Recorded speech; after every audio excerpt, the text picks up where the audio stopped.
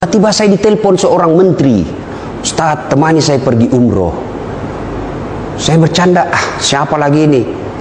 Disebutlah namanya. Wih, rezeki betul buat saya. Pergi bukan bisnis kelas, first class saya dikasih. Selama saya di sana, saya dikawal sama polisi yang baret merah. Kalau kira ke Indonesia Kopassus.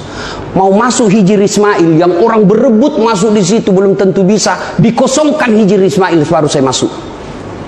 Cium Hajar Aswad yang orang berebut belum tentu bisa cium. Saya dikosongkan pelataran Hajar Aswad, saya bisa cium, bisa selfie-selfie. Saya ingat, apa ya kebaikan yang pernah saya lakukan? Kok Allah kasih saya begini? Oh, saya ingat, inilah balasan dari tsunami. Dan Bapak tahu, tsunami Aceh 16 hari saya di sana. Doa saya sederhana. Dan itu saya anggap disitulah awal mula hidup saya berubah secara signifikan. 16 hari saya di Aceh, hari keempat saya sudah di Aceh. Saya berdoa hanya satu, ya Allah, berikan saya keberuntungan hidup. Apa ini keberuntungan hidup? Di mana ada tabrakan, beruntung kita tidak ada di situ. Ada pembagian pulsa, beruntung kita ada di situ.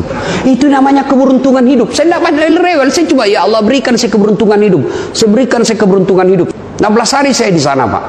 Nah, setelah pulang dari situ, saya catat betul-betul hidup saya yang sangat signifikan perubahannya. Saya diangkat jadi dosen. Waktu itu orang semua tidak yakin. Saya bilang, mana, saya tidak ada yang ngurus saya. Unhas yang minta. Saya jadi dosen. Saya bisa pergi haji. Haji gratis. Saya diperiksa waktu itu di Polda sebagai kasus pembakaran bendera. Waktu itu Kapoldanya Saleh Saaf.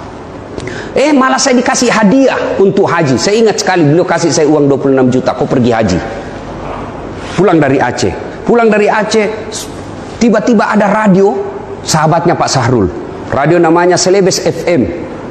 Minta saya dikontrak untuk ceramah setiap menjelang maghrib. Satu-satunya radio berita yang ada di Makassar. Mulai dari dikenal saya di publik Makassar. Dan itu semua berawal dari membantu sesama manusia. Maka ketika ada musibah, bantu orang. Bantunya tidak harus materi, bantu dengan otak, bantu dengan tenaga, bantu dengan materi kalau mampu, bantu dengan kamera kalau kita mampu, bantu dengan medsos kalau kita mampu. Semua tidak punya otak, tidak punya tenaga, tidak punya medsos. Bagaimana cara bantunya? Kau diam saja. Jangan malah cerita, sebarkan hoax. Itulah bantuan kita.